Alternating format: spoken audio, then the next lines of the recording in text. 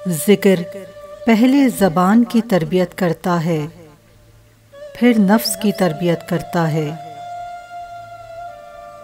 हर हाल में सब्र से काम लिया जाए। सब्र के साथ चट्टान हर हाल में मजबूती से जमी रहती है।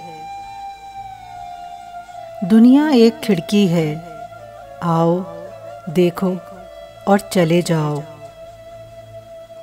जब लार्वा समझ रहा था कि खात्मा आ पहुंचा, तो उसे तितली बना दिया गया। इससे पहले वो एक तकलीफ के साथ कैद में था और किसी भी चीज़ की ताकत न रखता था। जालिम का कोई दीन नहीं होता।